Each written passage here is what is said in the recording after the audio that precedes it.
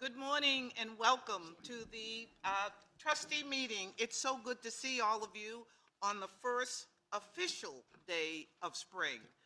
We have been definitely warming up to the spring with the vernal equinox and the this and the that, and today officially it's spring. The cherry blossoms are abuzz in Washington, D.C. So again, it's so good to see all of you trustees and our guests and our librarians. I'm looking forward to meeting you at the end of the meeting. If I haven't been to your particularly library, and to our staff. It's great to see all of you.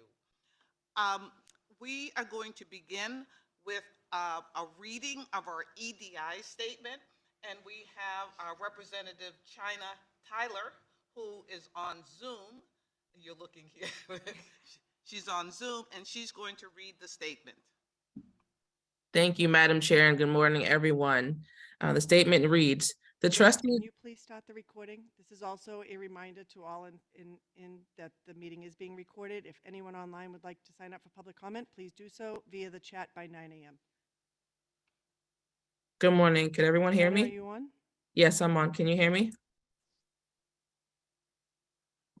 Just give her a second. Yes, can you hear me? Can you hear me? Yes. Good morning, everyone. Thank you, Madam Chair, and good morning to all the trustees, and thank you to everyone for showing up today. I'm going to read the statement. The statement reads, the trustees of the Boston Public Library reaffirm our commitment to racial equity and to the principles of diversity, equity, and inclusion more broadly. The library is formally committed to becoming an anti-racist organization in response to systematic racism, inequity, and injustice prevalent in our society. We acknowledge also that the Boston Public Library's Central Library stands on land that was once a water-based ecosystem providing substance for indigenous Massachusetts people and is a place which has long served as a site of a meeting and exchange among nations. We are committed to land acknowledgements for all locations at which we operate.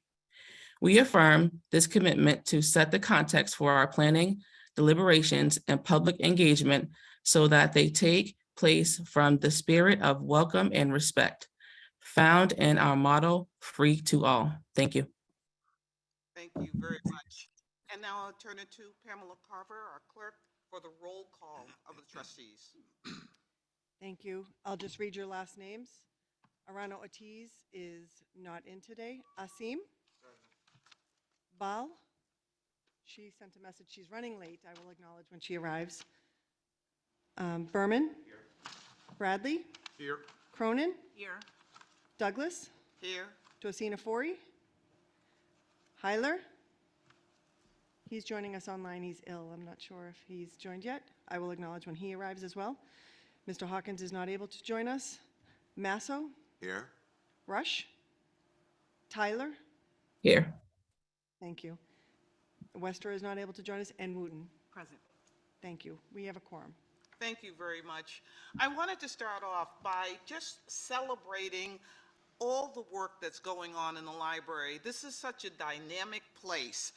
And if you've been on Digital Commonwealth and seen all the materials that are available with Women's History Month, Black History Month, the reading list, I want to thank the librarians and the staff for making all of that possible. I wanted to show a video, just in case you didn't see it, of one of the insights and tours of our beautiful library here at Copley, at Central Library.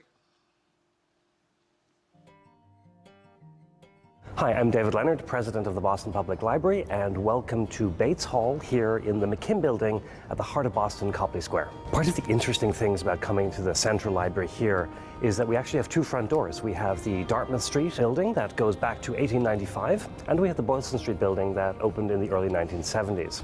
This building here is actually our third Central Library and has been our home since 1895. It is adorned with European style and Italian architecture, and three incredible sets of murals that you find on different floors of the building here. In today's world, having engaging gathering spaces is an essential part of any public library. And the Boston Public Library has the Map Room Tea Lounge, the Courtyard Restaurant, and the Newsfeed Cafe as well. And we really look forward to celebrating those spaces. People come to the Boston Public Library to borrow books, both print and online, to use the space, maybe our courtyard, maybe Bates Hall where we are today. The Boston Public Library is truly for everyone. It is free to all. Please enjoy the space, please enjoy the collections, and we look forward to seeing you here in Copley Square or at any of our branches.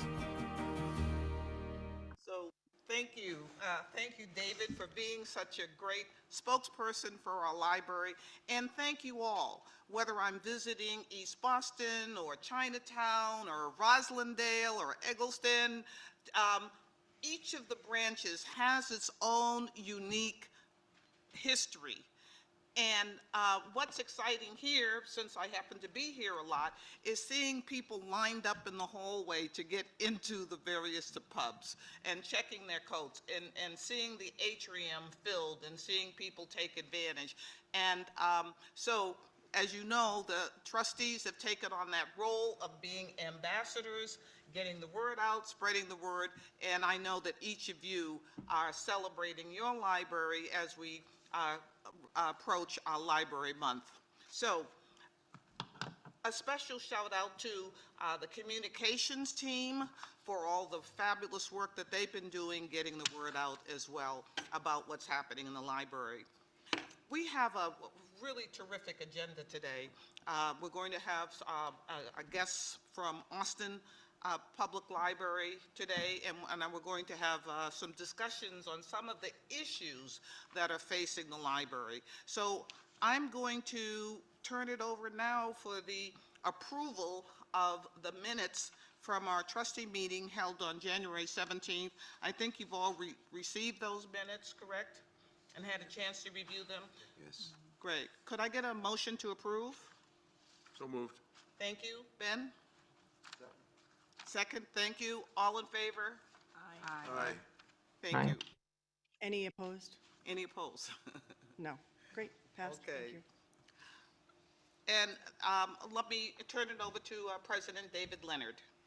Good morning, and thank you for opening with that little video that was done for Dining Playbook, which is a culinary and restaurant themed program on one of our sports networks here in Boston. So had a slightly different flavor, if you will, than some of our normal interviews. Our guest this morning will be Roosevelt Weeks, who is the director of the Austin Public Library. This is the second of the two conversations that we set up at the trustees' request. I'm just going to check if he is online with us yet. I'm sending messages, I apologize. Jay, is Mr. Roosevelt Weeks on the? He is not yet, no. Okay. Great. Well, when he joins us, I'll introduce him and start the conversation.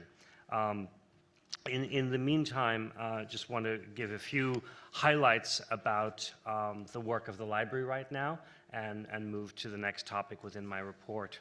At this point in the fiscal year, we have submitted our budget requests to the City of Boston, and that is both for our operating budget and for our capital budget. We are in the period where we are getting questions and back and forth with our city leadership colleagues, and I'm feeling optimistic about some of the investments that we had highlighted, especially those relating to the need for increases in frontline positions across the branches. So I'm cautiously optimistic at this point, and we will see when the mayor releases her budget publicly. I think it's April 12th or so. How well we have fared and which of our suggested investments are being picked up. I'd like to thank our finance team here at the library for, as always, incredible work in preparing our budget and parsing input from the different departments and divisions to support that work. With respect to the capital budget, we'll give you highlights on current status a little bit later in this part of the presentation. The second topic I wanted to report on is the status of our staffing and our hiring and promotional opportunities. At this time, we are still operating with about 50 open positions across the system, which is largely unchanged in total from where we have been for the last couple of months. We continue to have a large number of existing staff take additional positions in different places throughout the library. Great opportunities for them. I'm also happy to report, however, that the majority of those open positions are now in the interviewing or selection stage. And so I'm confident that we're continuing to more than just chip away at this. Our goal is to bring that number below 30, given the size of our staff currently. And as Chair Douglas mentioned, a lot of the work of the beginning months of the year have been focused on our programmatic themes, Black History Month, Women's History Month in particular. And we recently launched the Lowell Conversation series through our programming team, focused on climate change and climate justice for this year. And there are four conversations that I hope you're already aware of that we are hosting with leaders in that space. I'm going to pause for a second and see if there are any questions on those topics while we also check on our guest.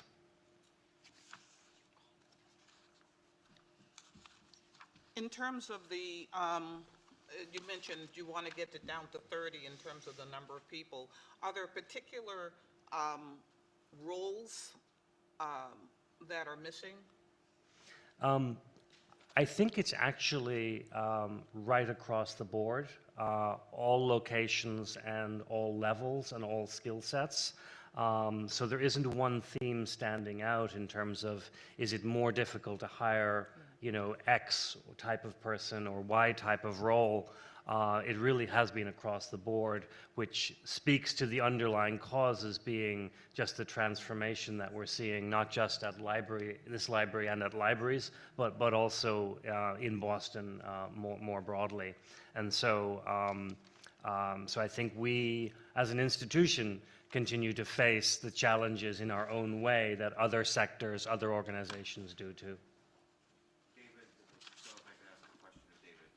I guess two related questions. One, is your sense that salary is an issue or an impediment, and also the residency requirement for a lot of these positions?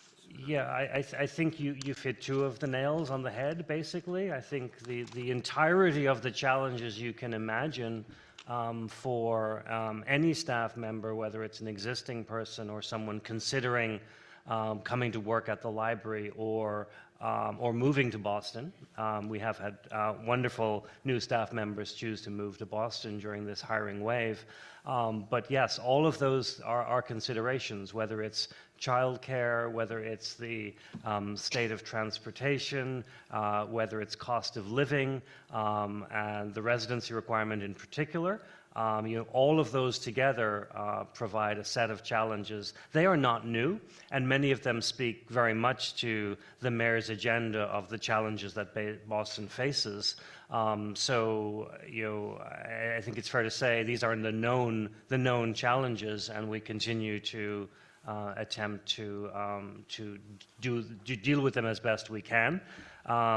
We have been having conversations with both of our union representatives about how those challenges affect both their members and our ability to hire, and we continue to play the role of dual advocate both for our staff as well as with the City of Boston. Great, thank you. Just acknowledging that Trustee Navjeet Bal and John Heiler have joined. Apologies for being late. Boston traffic. Welcome. I think probably all of us have seen, many of you have seen the recent statistics which indicate that $100,000 in Boston is equivalent to $47,000 someplace else. So, kind of state by state. So I applaud the efforts that we're making in terms of reducing that number and the keeping focused on really getting terrific people into these roles. They're in the pipeline, is what I heard, so that's good. My apologies. We tried calling, Yeah. and I've emailed, and I still have not heard back yet, so. It's entirely possible there's a time zone change issue, particularly with the daylight savings time we went through. But why don't we keep going if that's okay, and Yes. we'll engage with our guest, assuming he's able to still join us. So I would like to next move to the topic of revisions to the filming policy proposed, and Sarah Zafiris, our Chief of Staff, has been leading the collaboration with the Law Department of the City of Boston to position some of the concerns and changes, and then I'll come back to you with an update on status in a second. Sarah.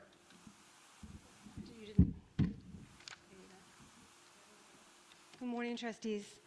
My name is Sarah Zafiris. I'm the Chief of Staff at the library. And as David mentioned, I'm here to speak this morning about the draft photography, filming, and digital recording policy before you. Trustees may be aware that last year we had a number of instances of people entering branches and claiming to be First Amendment auditors. They claimed they had a right to film inside the library, including filming employees and patrons. Additionally, we experienced instances of people protesting COVID masking policies and also filming those interactions inside our facilities with our staff. At that time, BPL's filming policy prohibited any filming inside the library. That was our policy at the time. Due to these events, the library and people claiming that they had a First Amendment right to film, the library consulted with the city's law department as to whether that policy was still effectual. The law department has advised us that recent case law does in fact allow people to film public employees while they are working. And so, but the law department also thinks there's additional case law that lets us put some restrictions on that filming. So the policy before you allows filming, but does try to put some guardrails around it. Specifically, filming cannot interfere with staff performing their duties. Filming must not interfere with patrons' use or enjoyment of the library or violate their privacy. And filming children, which is anyone under 18, is expressly prohibited. We understand this is a very challenging topic. It's very stressful for our staff to experience people filming them while they're working. Privacy is a primary value of the library. Anyone filming is very likely to violate staff privacy, so it is really challenging to balance these two competing rights, as the law department has advised us. So what we're aiming to do is a policy that acknowledges the right to film as we understand it, but also the guardrails we're allowed to put on it under the limited public forum doctrine. So Caroline Driscoll from the law department couldn't be here today, so any questions that are specifically legal in nature, we will take notes on and bring back to the law department and get back to the trustees afterwards. Other libraries do have similar policies, so we've researched and found that Seattle, Nashville, and Chicago have similar policies like this draft, while our neighbor in Cambridge has decided to stick with a no filming policy while they review that concept for all. Sorry, Seattle, Nashville, and Chicago have policies like the draft in front of you, but Cambridge, our neighbor, has decided to keep the no filming policy while they review that concept for all public buildings. Sorry, can I ask a quick question? This is John Heiler on a Zoom. I apologize for not being there today. I don't think anybody would want to sit next to me. Anyhow, in Cambridge and what Cambridge is doing, do we see validity in what they're doing? I mean, again, the library is supposedly a sanctuary of knowledge and of space and of safety to read and do the things. And I guess I look at it as, I'm not for the filming. So just so you know where I stand, and I'm interested in what your view of Cambridge is, and are they looking for a court case on this, or are they just really believing in the no filming? Yeah, I think it's a little of both. And Michael Colford, who's our Director of Library Services, did call and speak to the Director of Cambridge Library. And they said, yes, they believe that limited public forum, which is the legal advice we've relied on for some time, does protect libraries, and they think they can go with a no filming. I think they do expect they might get a challenge to that, and then they might go to court and use that. The legal advice we've gotten from City Hall is they think there is a limited public forum doctrine, but there also is this First Amendment right to film. And so they didn't want to advise us to go with no filming. They didn't think that was a path forward. So I think Okay. they're probably So different legal opinions on it. we're going to follow the city of Boston on this. Yes, that makes sense. And you know, we moved today's agenda item to discussion and not to a vote to approve, because we ultimately believe there are still some unanswered questions about this legal territory. And I know that we have several lawyers on our board that we might want to rely on, although obviously you will put caveats around that to the extent that you need to. The existing policy, which currently stands, does not allow for filming of staff in particular, and that's really the question. You know, our mission is to ensure that any patron is able to access their information in a confidential manner, whether it's checking out a book, whether it's using our space, or whether it is you know, engaging with a library staff member for the critical information that they need, which could be, you know, just a popular recommendation of a book to read, or could be incredibly personal information about their own status in life. And so, at the end of the day, it will be my recommendation to the trustees that stays as paramount in everything that we do. In service of that requires keeping our spaces and our staff safe and able to perform their duties. The particular legal question that has arisen is new, based upon what Sarah has reported from the City Law Department. The question, however, of whether there is a difference between, for example, a courthouse and activities on the street, to pick up the two more extreme examples, and how that would apply to the library going forward.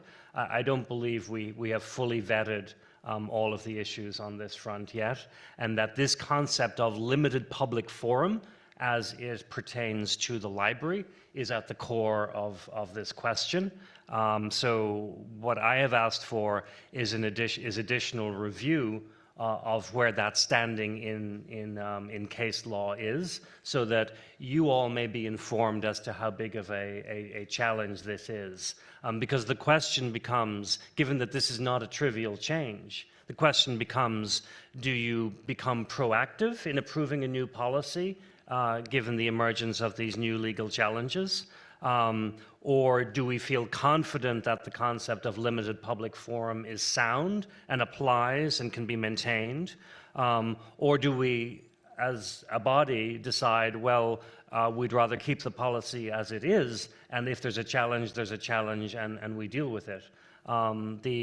This is a formal policy of the library, and so any approval of that change rests with this body, and that charge is guaranteed in state Mass General Law. So that's the basis for why we're here. So I think having discussion today, and we do know from our informal conversations with staff, this is a particularly sensitive matter. I'm sure we will hear from some individuals who signed up for public comment. But I think discussion and understanding of the issue is the key idea today, and then we decide how to move forward from there. David, so just a couple things. First, And first of all, I actually can't read the full sign, so can someone just tell us what the full sign says? Okay. Okay, thank you. So it seems to me, just as we think about this, sorry, that I just want to make sure I'm not misunderstanding the situation. Has there been a piece of litigation that was resolved in favor of the challenges to not allowing filming in the library? So I'm not an attorney, so I'm only recapping what the law department has told me. There's been litigation around filming public employees, and it came from filming police officers, is my understanding, the original case. But but it also applies to public employees generally. So that's the case law that the law department is saying, we think you need to allow filming. And then separately, this case law that the library is a limited public forum and we can put some restrictions on it. So that's why those are the two cases we're trying to balance. And that's why we kind of landed in the middle where you can have filming, but here are the rules around it. So that's what I'm being told. Do we think the new proposed draft policy allows filming of visitors in addition to public employees?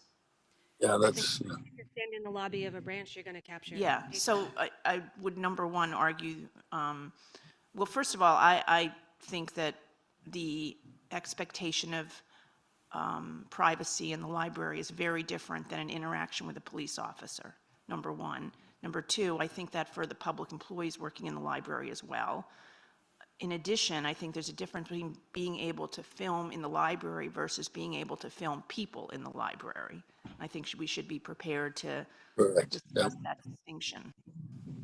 I think there are also a lot of other issues, but I don't want to belabor the point now. No, Cheryl, that's the one I'd love to get more on, is the individual who uses a library or who believes that's a place that they can research things that are personal to them, or, we this can turn pretty quickly on people. And I get the staff and employees, and I do think that's great.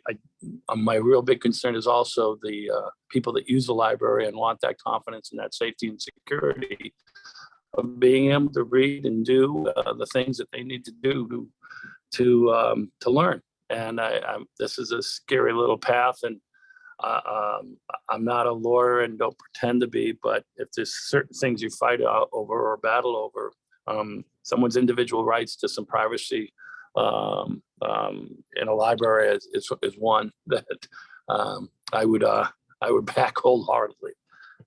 Yeah, and one final thing I wanted to say. I don't ever think we should be afraid of litigation if we're in the right and we feel confident about what our position is and we think it's the right thing to do on behalf of our employees and our visitors. I'm going to call on Representative China Tyler. Yes, good morning. So this may be helpful to staff. We, in the legislature, we actually had the same issue at the State House where someone was recording in a vicious manner, scared a lot of folks, and some folks are really concerned about their safety. And they were able to come up with a task force and some, best practices. You couldn't change your policy. You can't really prevent people from using their phones, and everything is just like technology based these days. So your discretion and putting your staff in a position to always have that discretion is really stressful, but you can maybe look to that report to check out some best practices you can kind of use to for moving forward. Thank you. I think we also want to distinguish between, casual, passive, just tourist-like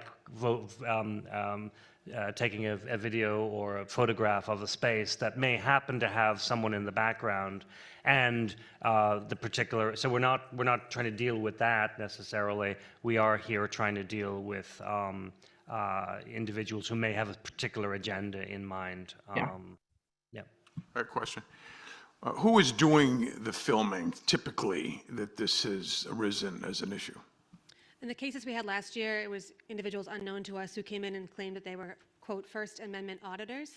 And my understanding is sometimes they go to public buildings, it could be a library, police station, city hall, and they're conducting an audit, and it's known only to them, but they wanted to interact with our staff, they wanted to debate the First Amendment, they wanted to have sort of extensive conversation about their right to be there. So I think they're hoping to engage people in a back and forth, and then maybe use the video on social media and things like that, which is also a high-risk activity for our staff to be captured that way. So yeah, we don't know who they are.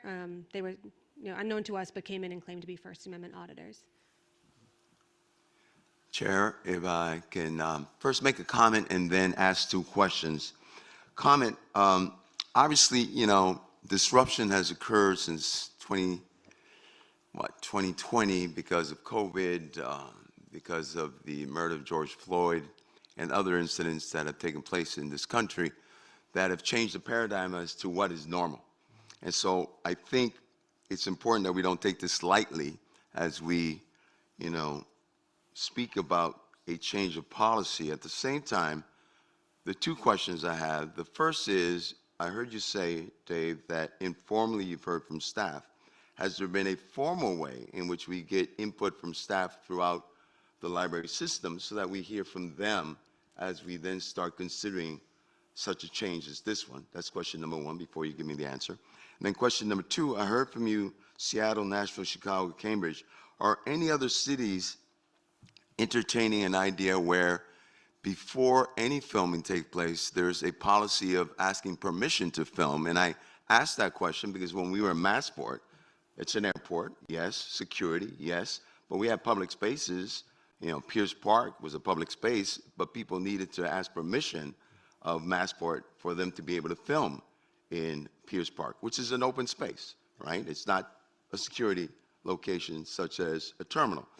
So question number one is, has we established at least a formal way in which we get input from staff so we can consider their considerations and their needs and their, at least, concerns? And then the second one, are there other cities where they have implemented a policy that says, in order to film, you have to first ask permission. We will look to see what it is that you're asking to film before we say, yes, you can film. I let Sarah characterize the meetings with staff. My use of the word informal might have been a little casual, and then we'll take up the other questions. Sure, I attended 3 meetings with our staff. So the branch librarians meet monthly, and I join them for one of their monthly meetings. The librarian assistants also meet monthly, and I join them. And then public service librarians, which is actually just sort of a larger group, public service facing staff, attend that. So I did go to those 3 meetings and sort of present the policy and take questions, and we had a lot of back and forth. As you can imagine, this is of primary importance to our staff. I heard a lot of feedback from them. We also put it on Microsoft Teams, which is what we use internally for chats, conversations, and calls. So it's posted there, and we've had some chats that way as well. So I would say yes, we've had a lot of feedback. I think it's very clear to us where our staff feels about this, and they don't like this policy. So, If I could but I'll let them make their own comments on Hold it. on, hold on, hold on. Follow-up But your second question, sir. Let me just ask. Yep. It's very clear. Where do they stand on this? The majority. They would, and I don't want to characterize them. Okay. Obviously, people will speak for themselves today. They've been clear with me in those meetings. They would strongly prefer a no filming policy. Okay. Thank you. I was just going to, I'm sorry to interrupt. Has the union itself taken a formal position, official position? Or any of the unions? They may do that today. I don't know in public Okay, comment. fine, okay, I didn't mean to.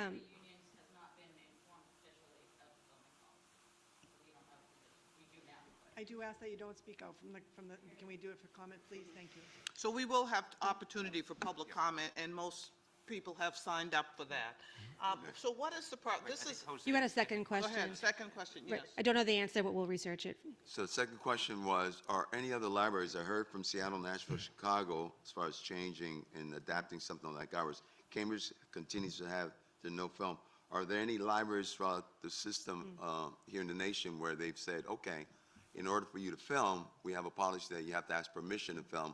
Let us know what it is that you want to film, who you want to film, how you want to, all those kinds of things, Right. before we say, yes, you can film. Right. We'll research that. I don't know the answer. I mean, I would note that we do use a request for consent when it's commercial filming or a more formal intervention. So that that is part of the existing procedures that we have. I would note further that the American Library Association has a very firm take on this, which is that the limited public forum is a basis for not having a filming, for not allowing filming. Okay. Not allowing filming at all. Not. And the reality, as we know, is that people, we may or may not know people's intent when they go into the library, right? And with their cell phone, start filming. We don't know what their intent is initially. So some of it's a different territory. Right. Trustee, what were you going to say? Oh, I guess a question first. So do we have an official written policy now that says no filming at all? Yes. Okay. So this policy, the proposed policy would be a change from what we're, It would. It at least modifies. I mean, because it doesn't continue to include a policy statement that would not allow such activity to interfere with individuals doing their job. The question really will be: is that enough, or is that too much of a modification given the rest of the considerations? I guess I share Trustee Heiler's sort of visceral Yeah, opposition sorry about that. Thank to you. the library. Um, just because of you know, and I think a lot of this is a balancing act, and I am one of the lawyers that you refer to, but I haven't looked into this. But it seems to me that whenever you're talking about, you know, First Amendment rights, you have to balance those rights against the costs, and I'm very concerned about the costs that are associated with allowing and sort of unlimited filming or, you know, keeping it open. So, but I think we should hear more from the lawyers for the city, and maybe an executive session at some point, get some attorney-client privileged information from them to advise us on where we should go with this. Thank you. One more comment, and then we'll. Again, I am with fellow trustee Cronin that I welcome, you know, any kind of litigation that challenges the safety of our employees and the safety of the public, the general public. So as it stands now, I know we're not voting or anything of that nature in this conversation, but let it be on record that I think that, you know, some amendment that allows the First Amendment to be, some policy change that allows the First Amendment to be considered could be done through a policy that says, if you get permission to do so, do so. That's for the general public, not just for commercial purposes, but such a change that is somewhat ambiguous as to you being able to film, to me, is a concern. So just want to put that. Thank you. I'm just going to David, yeah. check if we have any update from our possible guest yet. I apologize, we do not. Okay. I just tried calling him. All right. I'm sure something has happened, and we'll regroup as necessary. I would like to cover the fourth element from my president's report, or So- unless you would like to Well, change the just order. just that this has been a really, really helpful discussion, and could you just talk about the process going forward? We certainly have some submissions, written public comment that will be included in the record. I anticipate we will have some spoken additions to the record as well in that section of today. We want to listen to what those comments are. Both of our unions have asked for formal conversations about the status of this policy change and its proposed material change. We have asked the law department for additional review of the proposed changes and the basis for the limited public forum concept in this context. And also, given that legal counsel was unable to be present today, we've asked them to join what would now be the May meeting of the trustees. It is not clear to me at this point in time whether we will be ready to do a full update in May, other than the legal consultation. But this matter remains an open matter as of today. Thank you. And thank you, Sarah. I'd like to move to the latter update in my report, which speaks to the capital projects status. We were asked to update briefly the trustees on the status of active projects. Alison Ford, our major projects program manager, who oversees the capital project portfolio, is joining me and has provided the updates that I will run through, and then Alison will certainly help take any questions. Excuse me. Welcome, Allison. Good to see you. So, active projects. The Faneuil branch in Oak Square is nearing the completion of its construction phase, which we anticipate completing late this summer, with possibly a late summer or very early fall reopening. The Fields Corner branch is currently in design. I would say it's in the middle of the redesign process. We anticipate that will be followed by probably up to 2 years of construction work. This will increase the size of the branch there. It's responsive to the community's requests during the programming study, and it will be one of the first net zero city buildings that we have worked on.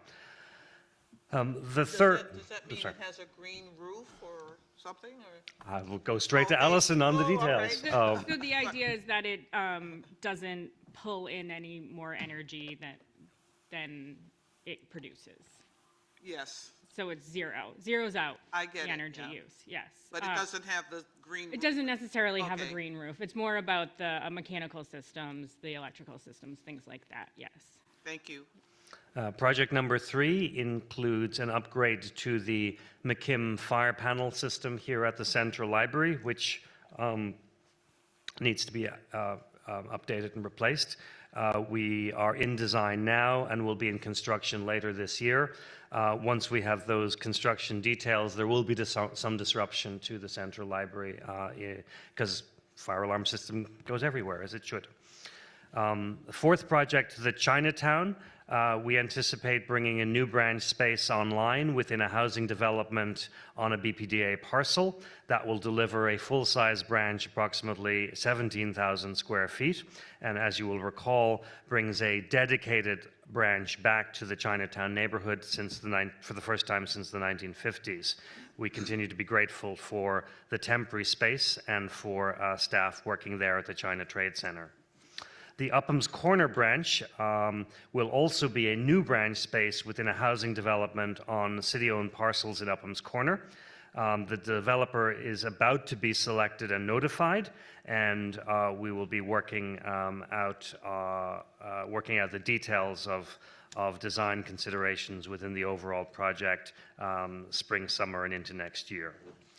The West End branch will also be a new branch within a housing development on the site of the current West End branch.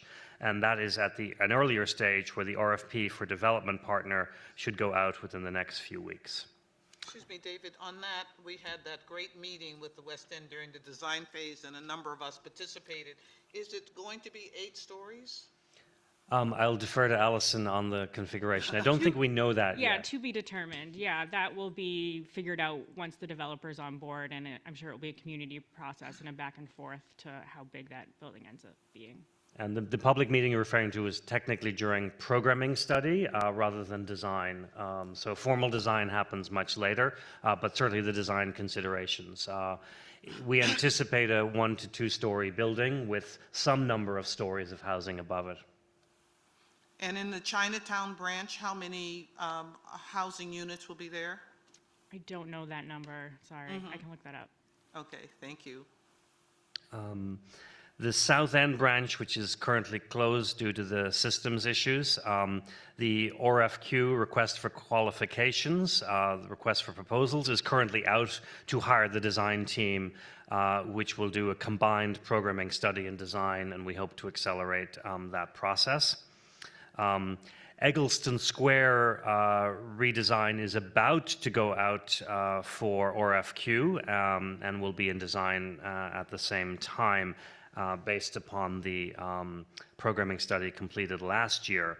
That will be a standalone branch celebrating much of the green and open space that's available on that site.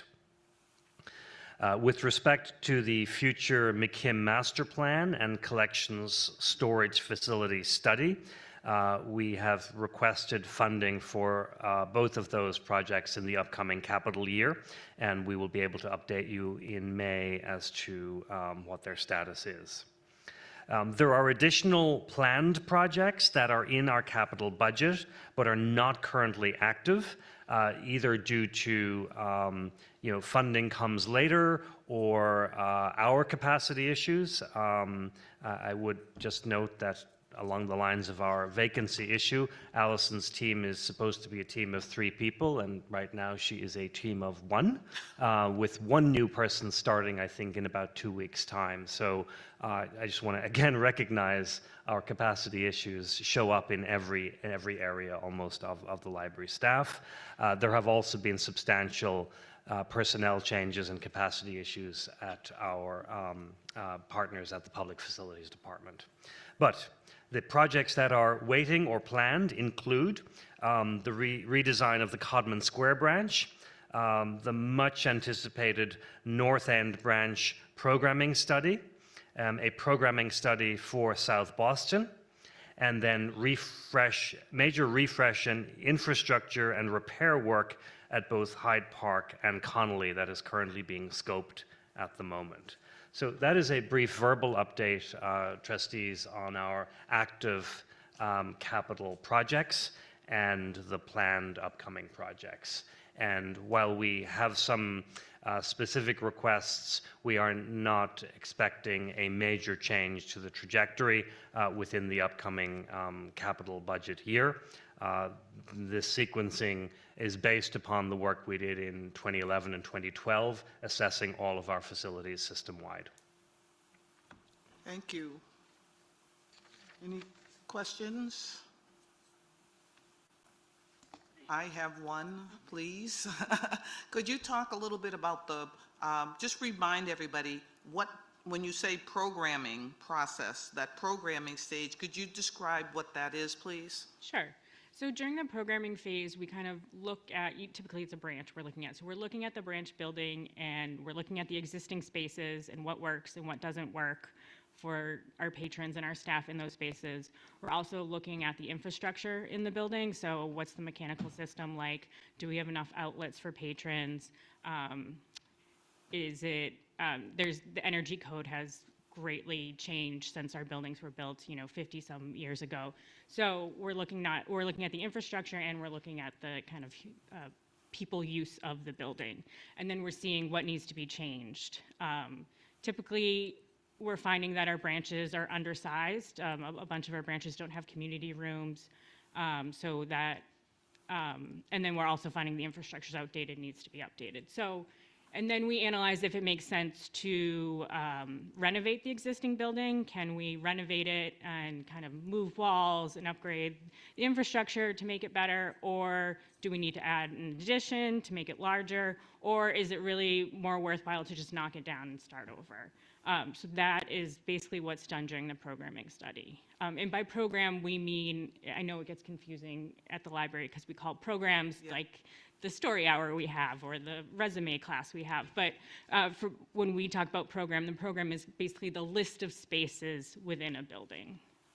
And what's the participation? How many people from the neighborhood participate in that process?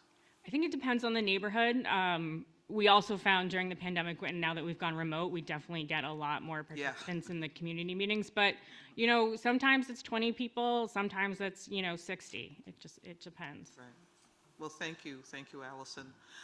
David, I'm very proud of the architectural awards that we've won. Could you remind people of those, please?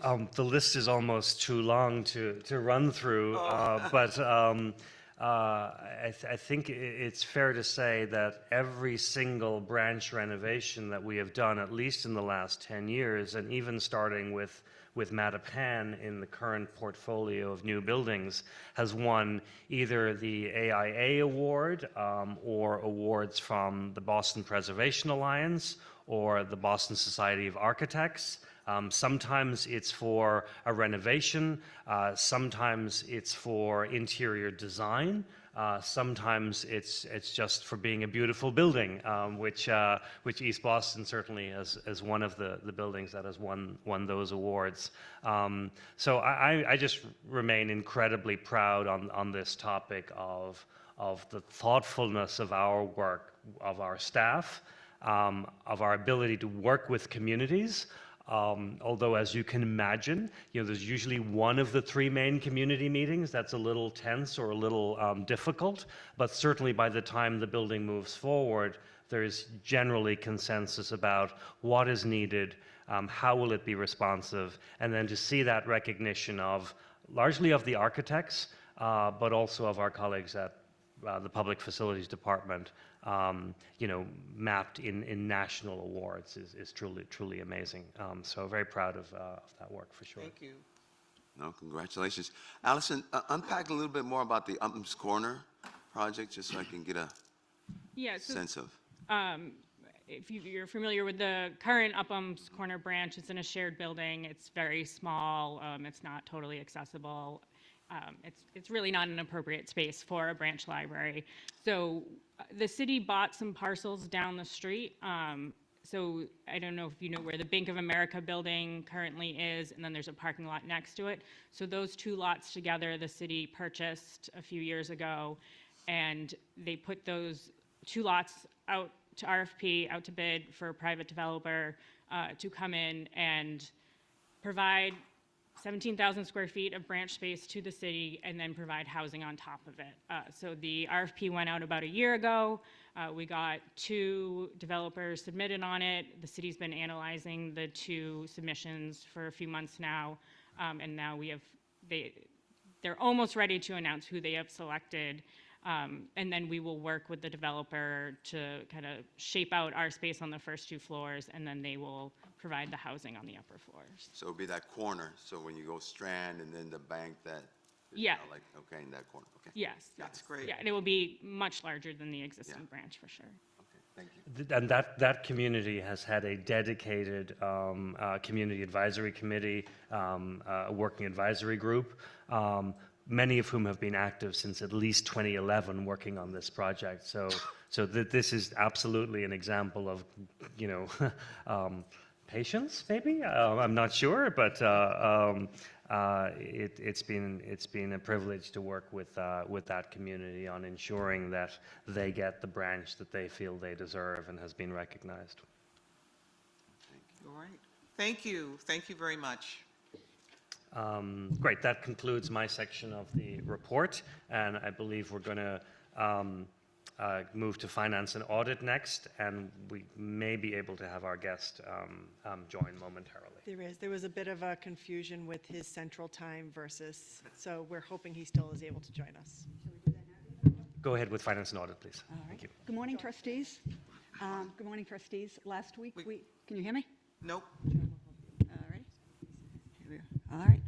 Take 2. a lot closer. Good morning, trustees. Last week, we had NEPC, our investment advisor, in to review the status of the portfolio.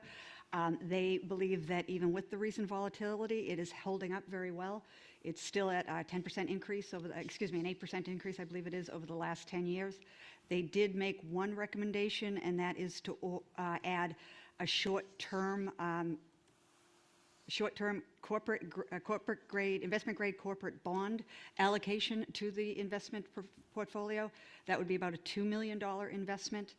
It would be mostly just changing where our percentages are in the fixed income capacity, fixed income portfolio, excuse me. I don't know if John would like to weigh in. Yeah, it was a really well done presentation by New England pension consultants, and with the volatility in the markets, the big question with the banks, we got into some detail on that and the way they were allocating, and again reaffirming our mission that this is about long-term investments. Sometimes you're going to have this market volatility, and you have to just be positioned to try to ride through it. Look at the longer term opportunities and try to diversify the investments as much as possible to minimize risk, but still try to get returns for the underlying investments. And that was pretty much the gist of it.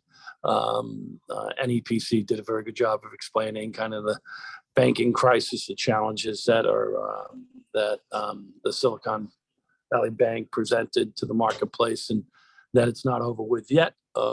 And there'll still be risk and volatility in the markets, but we feel that the recommendations on the portfolio were consistent of our goal of trying to minimize risk, but still having to stay invested to hopefully grow the portfolio over a long period of time to help the library. I don't know, Ellen, if that's any more. I believe so. Ellen, there is one question that I had, and I meant to ask you earlier, but been a little under it. On our cash positions, that goes directly to the city of Boston, correct? That's not something that we handle here, and that's the city of Boston and their banking relationships. Is that correct? So we are a subsidiary of the city, so they manage the overall trusts, but we work with them. So we Sean Moynihan, will work with the city to make the changes in the portfolio. Okay, and what I was asking about was any cash positions that we have in the bank, and, we don't have any of that for working capital. That comes directly from, the city, correct? Correct. They handle all that. Okay, that's all. No, I just was on another couple of boards and everybody's looking at their banking relationships now and how much they have. So if it's the city's responsibility, that's something that takes it off our plate. Thank you. Thank you, John. Do you want to call for this vote? I have one question. Oh, you have a question? As a follow-up to John's comment, do we know where the city's stance and assessment has been with regards to the current banking situation? We do not. That's a good follow-up, and I think that's something we probably, I think you just may want to ask Ellen just to come back to the board on, because I know a lot of boards and a lot of institutions are going exactly through that, and I'm sure the city's doing that, but we, as fiduciaries, may want to just know where that stands from our end, since we are a subsidiary. Certainly, we will talk to the city treasurer this week. Thank you, Lynn. Any other? I have a comment as well. Yes, go ahead. A question. I'm really grateful for the legal expertise on the board and what the lawyers do in terms of trying to make legal terminology comprehensible to those of us who are not legally trained. And I would like to humbly request that our financial experts on the board also take into consideration that some of us, okay, me, are numerically challenged.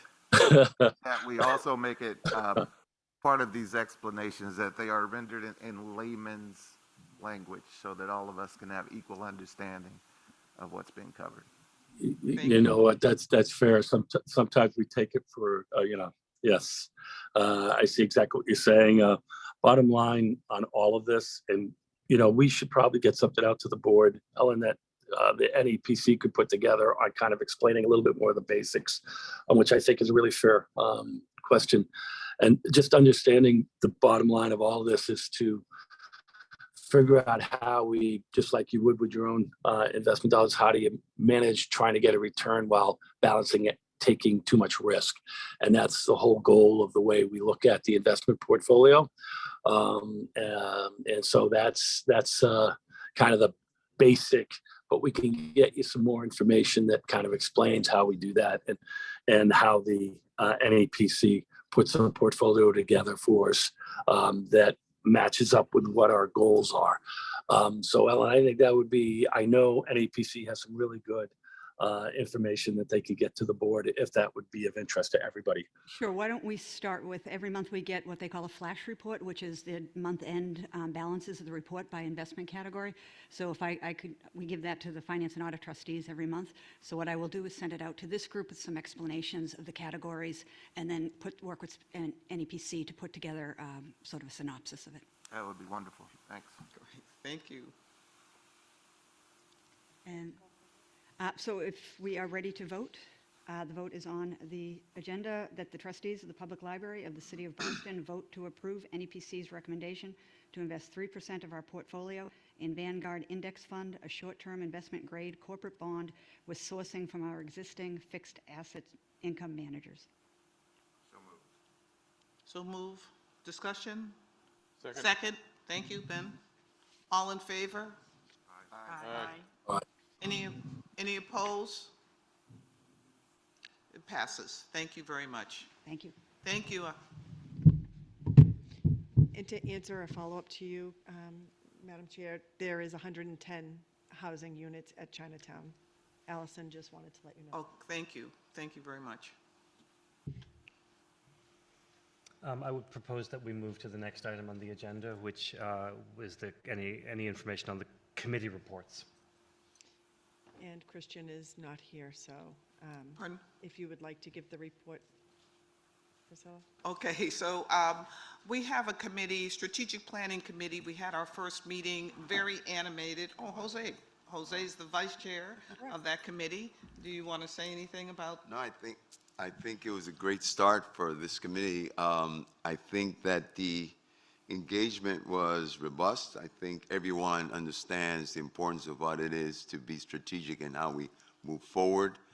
I'm excited because I think we're on the right path as far as who you put together in the committee, number one, and I thank you for that. And number two, I think we're getting some input from other areas as to how we can really plan out a strategic plan that makes sense as far as timing, what the content is, who are the stakeholders that we want involved, and then what the ultimate result is, and then what's doable, right, in that strategy. So I just want to say, under the direction of Christian, and of course with both your help and Dave's help, I think I'm excited about where we're going with that. But add anything you want. And we will update you, obviously, at the trustee meetings, and those strategic planning committee meetings are also public meetings, so there'll be a huge outreach effort, and a lot of people will be engaged over the next year or so. And all of the meetings are posted. Pardon? All the meetings are posted on the website. Yes. And our guest?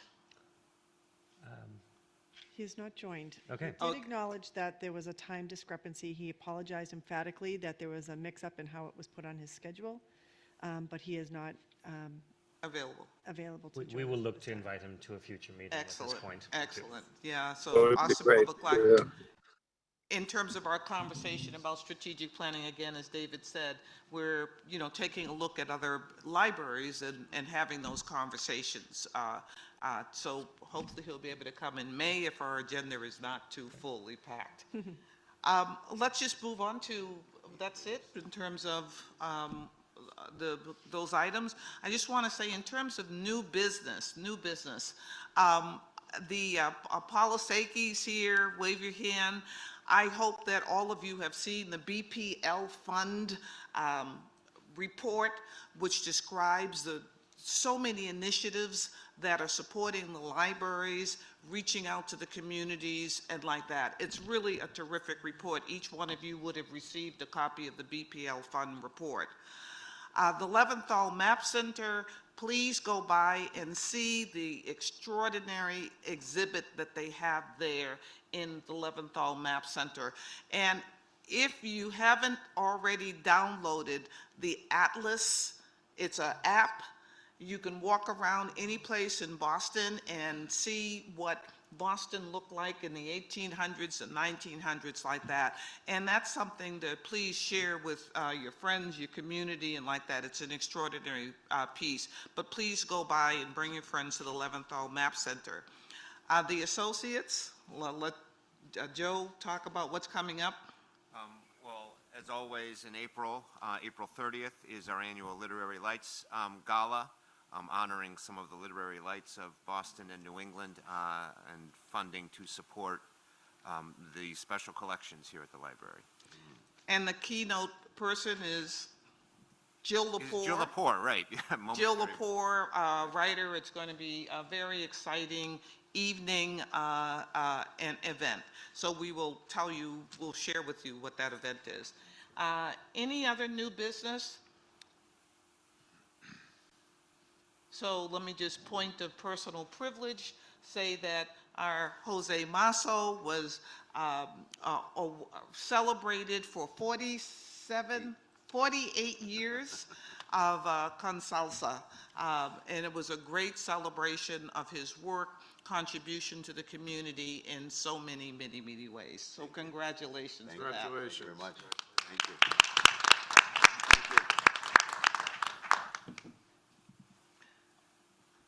Okay, so we're going to now move, let me turn it over to Pamela to public comment.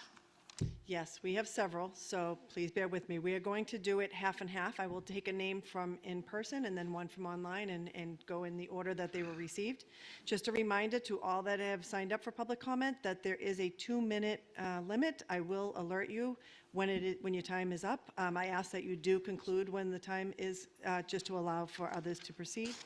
And here we go, the first one. Louisa, I just wanted to see if you still want to sign up. I know that Joe just gave the update. We can certainly, we won't be able to hear you. If you wouldn't mind coming down when your name is called to just do the, so we can. There we go. All right. So I think Priscilla and Joe already covered it, but I didn't know they were going to mention this, but you should have received Trustees' Literary Lights invitation in the mail. We would really love to have a terrific Trustees presence this year, so please consider joining us. And for those of you in the public or colleagues, there's invitations in the back of the room, so grab one on the way out, and I'd love to have a terrific library presence. It's at a new location this year, and we have a really exciting lineup. I'm not going to run through it now because I know there's a lot of public comment. Thank you. Thank you, Louisa. Thank you, Louisa. Next, we have Jane Bickford. She is online. Jay, can you open her mic?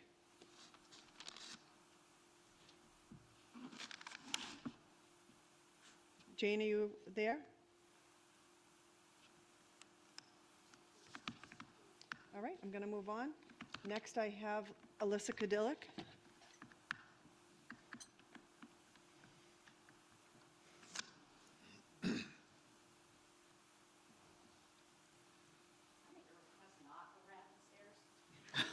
Oh, sorry, hold on, we can bring that up to you. Don't worry about it, Alyssa, I'm sorry. She has, here we go. It's actually better all to read, yeah.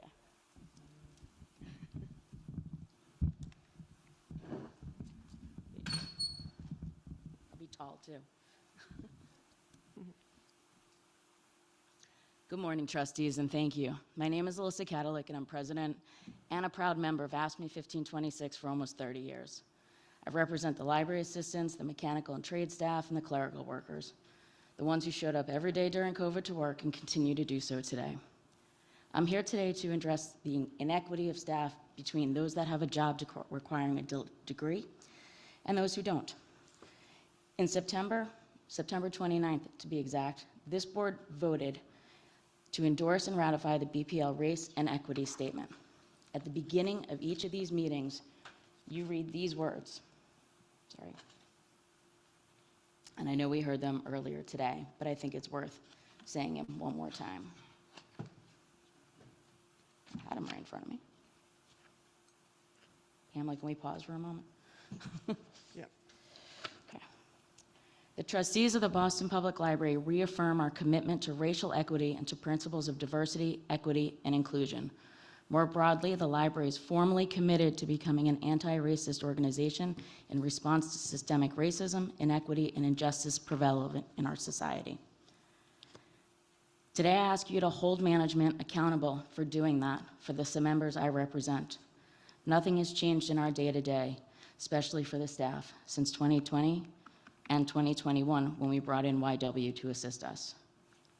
Things like the film policy today were not sent to the unions and were only presented at the library assistants meeting because I saw it on the branch librarians organization or their agenda and asked the person who schedules those meetings to reach out to Sarah.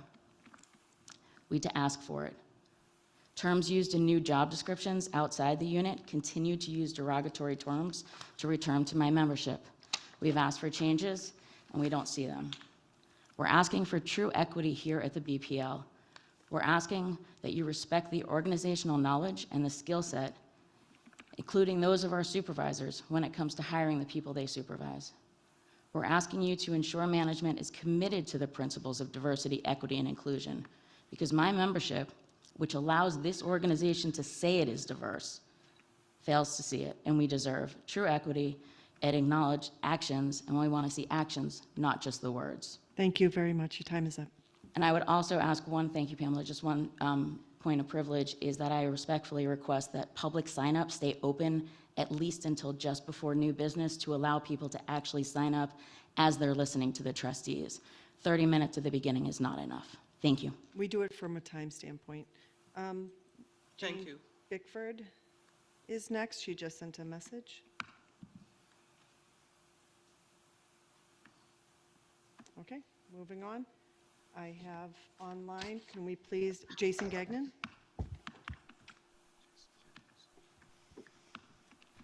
There we go. Everyone hear me? Yes. Fantastic. I would just like to introduce myself. My name is Jason Gagnon, a proud member of the ASME 1526 team. And I'm here remotely, since I'm not feeling so well, to ask the trustees and ensure library management that to respect the skills of the ASME 1526 workers to bring the organization to those with certificates and not always formal degrees. At least in my field of IT, those certificates and just real world experience can often be as beneficial as someone with a formal degree. and also to allow its members to participate on the hiring process of those who are going to be supervising them. Thank you. Thank you, Jason. Next, we have Robin Malamud. She's here.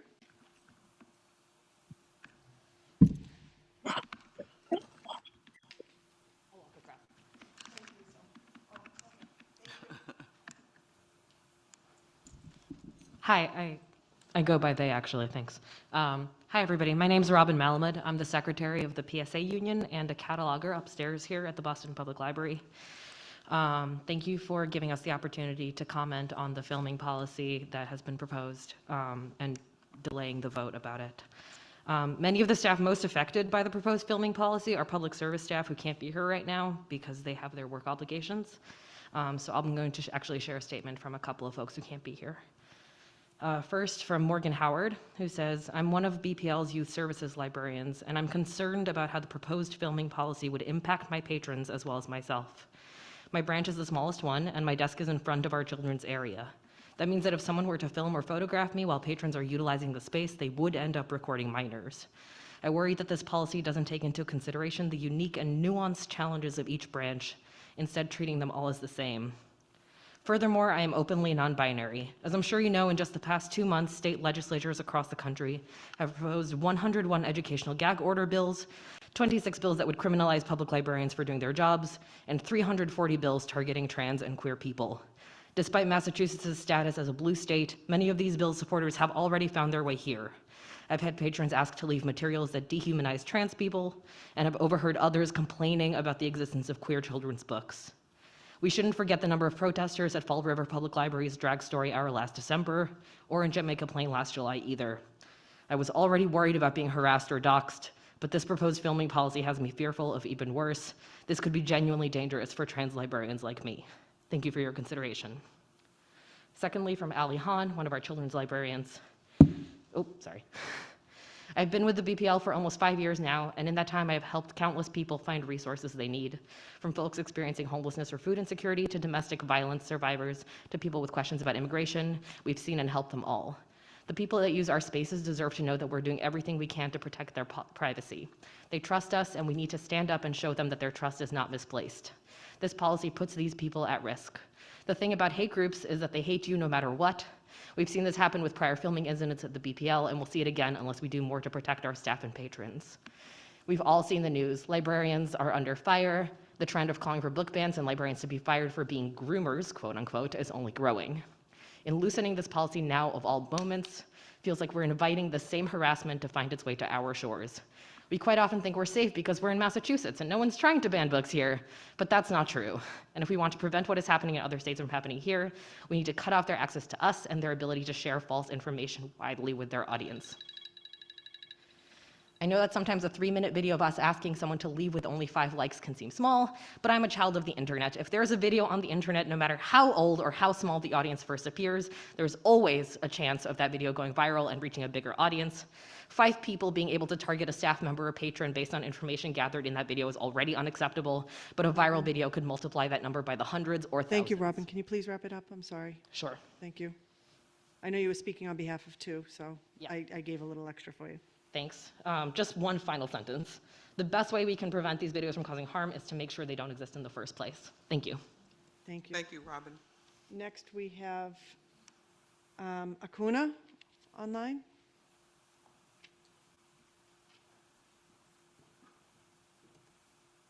Acuna, are you there? Yes. Hello? Go right ahead. You have 2 minutes. Okay. Thank you. Hi. First, I just want to add a second or support to what my AFSCME coworkers were saying about the racial inequity initiatives and the lack of change in terms of staffing in that regard.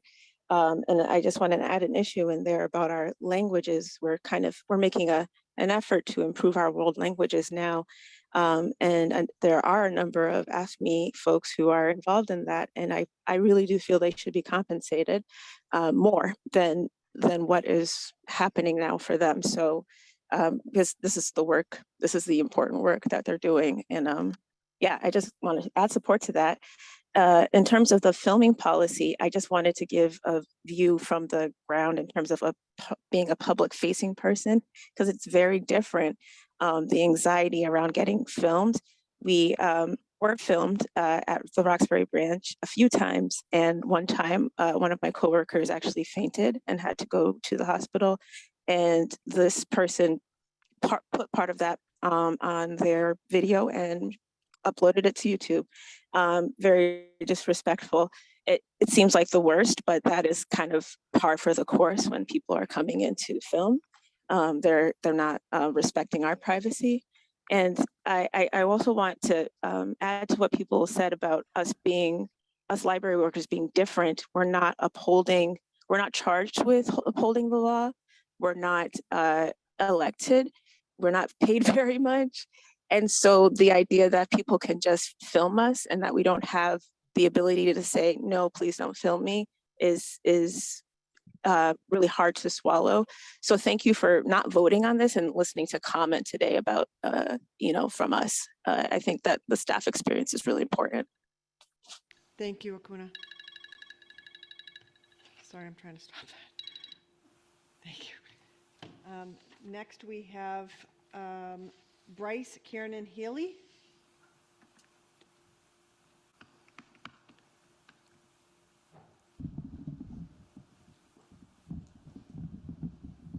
Thank you, Bryce. You have 2 minutes. Thank you. My name's Bryce Kieran Healy. I'm a member of BPL PSA, and I'm a rare books cataloger. I've worked here for 9 years. Majority of the time, that is not on the desk, but I've been working on the desk recently because we're understaffed and my colleagues need help. I don't want to see them be mandated overtime.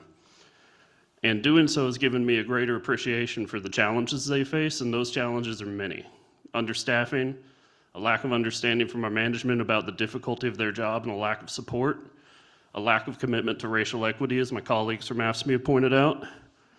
And frankly, I think if this irresponsible policy regarding filming is followed through and accepted, I think that's one more challenge that they have to take, and that's one that they shouldn't.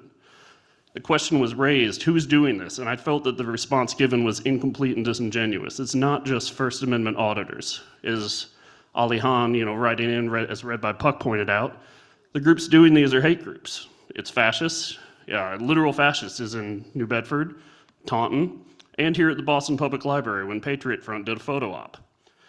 And I don't think that these situations can be compared to just people coming in and taking a photo of the library. It's a beautiful library. They come here from all over the world and they want to have a memento. That's fine. What I do take exception to, and I think this is an insult, is the proposal that people can come in and just film my coworkers in both unions strictly for the purpose of surveying them when they work, to accuse them online of being woke or groomers or other hateful nonsense, or just to put them up for harassment, targeted harassment and doxing, which is monetized on YouTube. So I find it really incredible that this policy is even being proposed by the city and our management. And I came here today ready to be really upset because I'm an animated guy, as you might tell.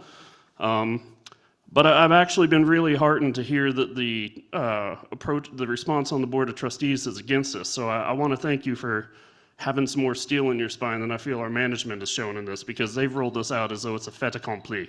So I urge you to reject this policy. Thank you. Thank you, Bryce. Thank you, Bryce. Next, I have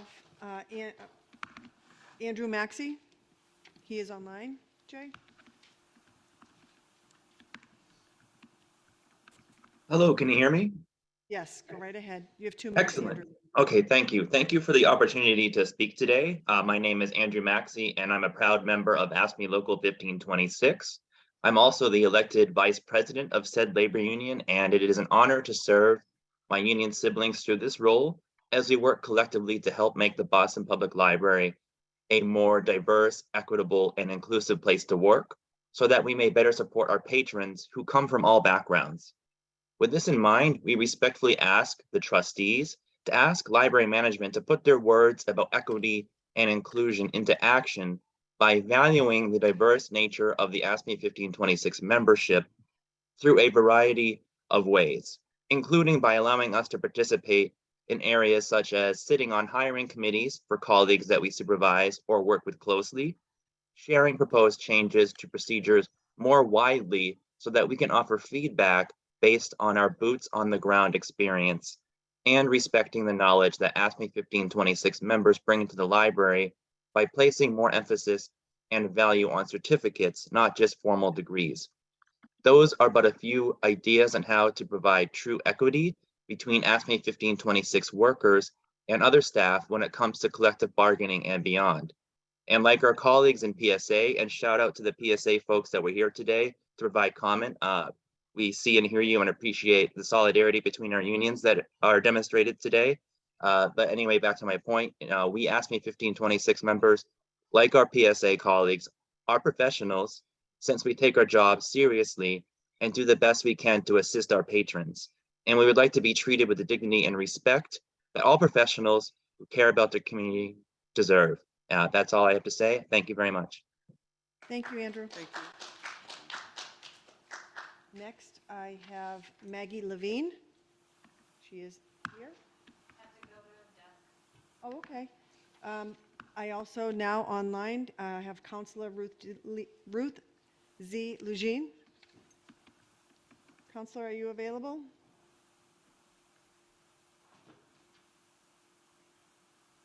Jay, is the council still on? Here we go. We hear you. Go right ahead, Councillor. You have 2 minutes. Good morning. Thank you, everyone. I'm here to talk about the filming policy. I'm at-large City Councilor Ruth C. Lugine, representing the entire city of Boston on the Boston City Council. And this was an issue that librarians brought to my attention starting last year when I visited my library, the Lower Mills Public Library, and spoke to some of the librarians there about some of their concerns, and heard again at the rally in front of the Central Library.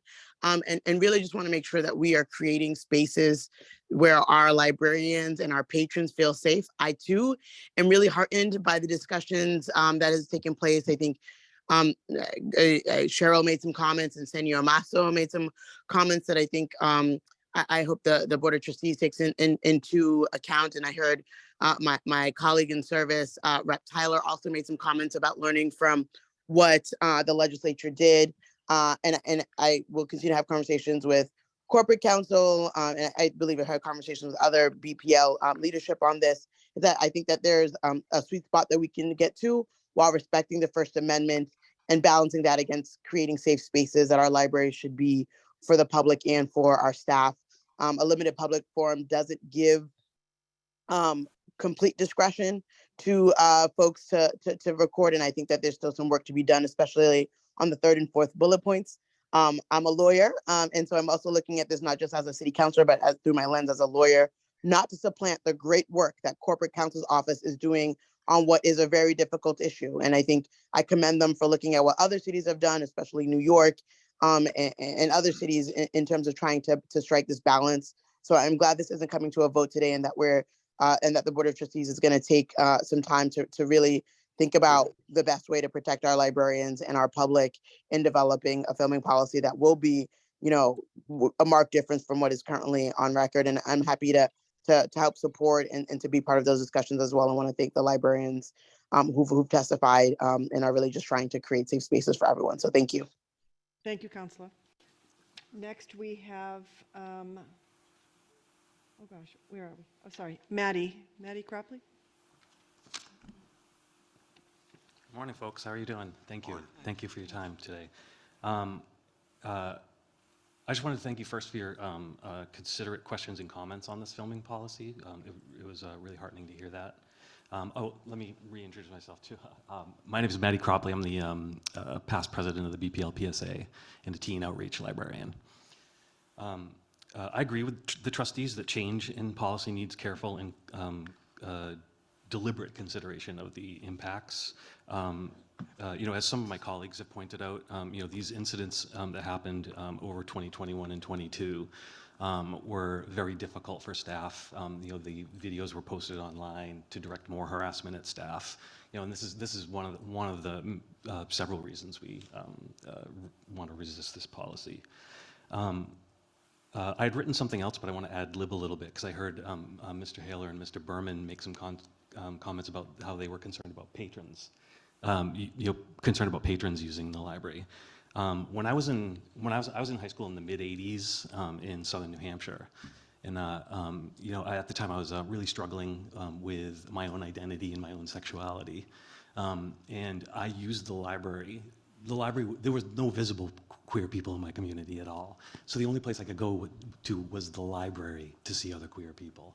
I would literally, I figured out that people had to do a legal notice to change their name. So I would literally go through the microfiche sometimes and try to find legal notices where someone changed from a masculine name to a feminine name or back and forth. I learned every keyword going through that card catalog to figure out what books I was going to go look at. I don't know if I would have done that if I thought if there was going to be certain kinds of scrutiny in the library. So so I just wanted to thank you for your concern about that. And then I heard two board members talk about how we shouldn't be afraid of litigation. You got the sky, we got the streets. We'll join you in that fight. I'll just tell you that. So, and then I just wanted to show solidarity with our colleagues and ask me as well. So, thank you. Maddie. Thank you, Maddie. Next, I have Elaine Meehan. She is joining us online.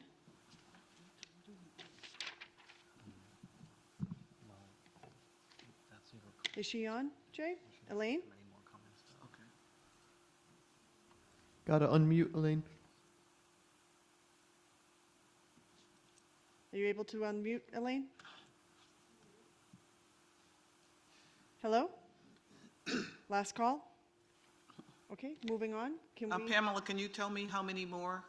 I have I have no more online. She was the last one online. Okay, But we good. have 1, 2, 3, 4, 5, 6 more in person. So Elaine, are you there? Last try? Yep, she is unmuted. We can't hear her. Okay, sorry, she's on a PC that does not have a microphone. Sorry, Elaine, I have to move on. Next, I have Chris Strunk.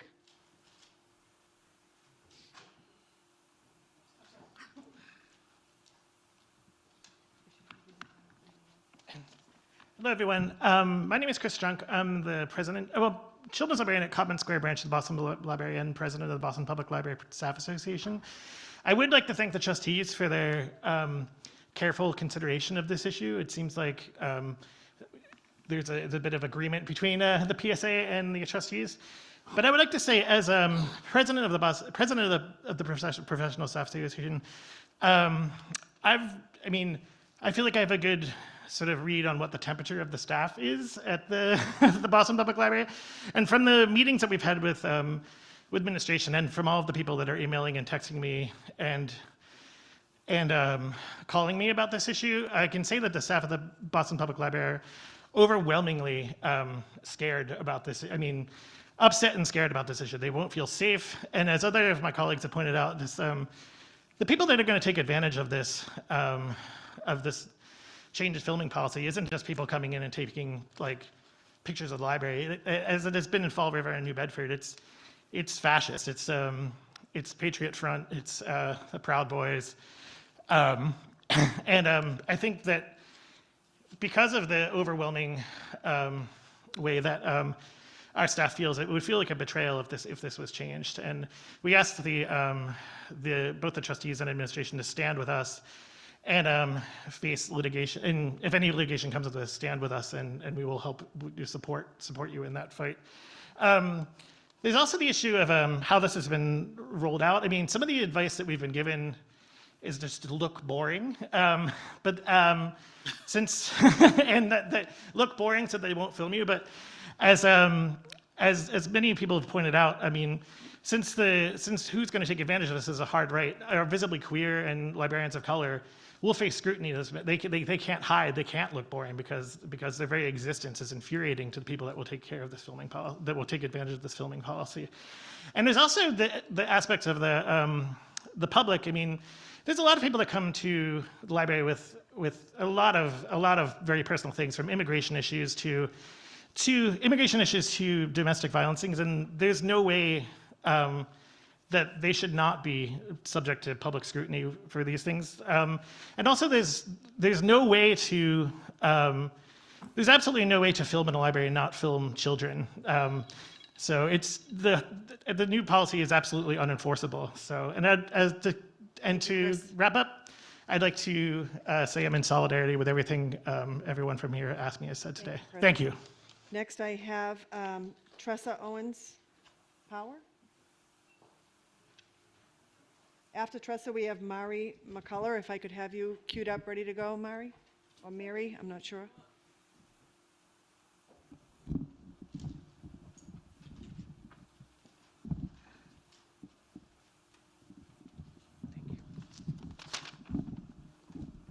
Thank you. You have 2 minutes. Sure. Good morning, trustees. My name is Teresa Owens Powell. Sorry. And I am a proud member of ASME 1526, and I am also the LA rep. We are asking the trustee to ensure library management put their words about equity and inclusion into actions, value the diverse nature of the ASME 1526 members, and allowing us to participate in areas such as sitting in or hiring with those who we supervise. Share proposed change to procedures more widely. The working group that meets focus on public services and do not reflect on focus on staff. Respect the skill sets of ASME 1526 workers. Provide true equity between ASME 1526 workers and other staffs when it comes to collective bargaining. Respect and acknowledge ASME 1526 members bring to the organization, include certificates that are not a formal degree. I just want to let everyone know here that I have a mechanical engineering degree. I am professional. I owned my own business for 15 years. I am professional. Thank you. Thank you, Teresa. I apologize for destroying some of your names in advance. I'm really sorry about that. Is it Mary or Mari McCullough? After. Okay. After that, we have Anne Marie Clark Borden. After her is Dory Klein, and then Sophie Levesque last.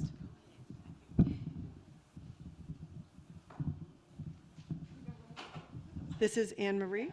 Good morning, trustees. How you doing? You have 2 minutes, Anne Marie. Thank you. I'm Anne Marie Clark Borden. I am the carpenter foreperson here, proud member of 1526 AFSCME, and the mechanical rep. And I just want to say that the custodian is ultimately just as important, if not more so, than the CEO, and should be treated as such. Many of our members' work-life experience equivalent to their peers whom are considered professional based on a degree. Skill set and certificates and hands-on experience should not only be acknowledged and respected, we should be compensated, allowed to participate in the hiring process, and ultimately, we should finally walk the walk of equity and inclusion. So thank you. Thank you, Anne Marie. Next, I have Dory Klein, and then if I could have Sophie ready right after that.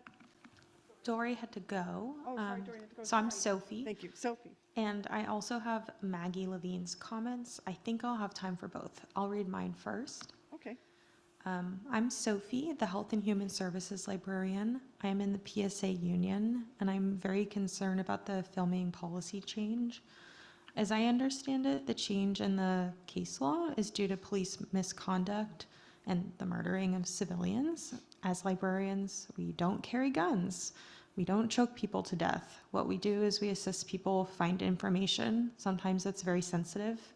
In my specialty, Health and Human Services, I assist people find information on housing, STD testing, sexual assault resources, changing gender ID markers, and on and on. I actually have a display on the second floor of Boylston on personal topics. All of those things I help people find information on. I can't imagine getting filmed while helping people answer these questions and find resources in Boston. I think that would be also very scary for a patron. And personally, I'm very frightened of ending up on the internet without my consent. Why should we as information professionals be punished because of police misconduct more than even the police are being punished? The trustees, it sounds like, have our backs and want us to feel safe at work. I'm very heartened to hear that, but I wanted to make sure that my voice was heard today as well. And I have Maggie Levine's. Okay. So Maggie said, my name is Maggie Levine, and I have been a children's librarian here for 11 years. Last year, I was one of the staff members in the room when an anti-mask protester took over the space, filming staff and patrons. I watched as a patron I've known for years was called a pedophile and their face was streamed live without their consent. That experience was the most troubling one, to say the least, that I've had in my career, and it took days for me to feel comfortable walking into my workspace. It took a long time for that patron to return. This proposed policy is dangerous, and I strongly urge you to reconsider. And that's it. Thank you. Thank you. Thank you very much. Madam Chair, that concludes public comment. Thank you all. Thank you all for being here. Thank you for being such committed, so committed to the health, safety, and well-being of the library. And thank you for coming forward with your comments. I'm going to now call for a motion to adjourn. So moved. Thank you, Jabari. Second? Second. Second. Jose, great. All in favor? Thank you. Thank you. Good meeting. Thank you. Thank you.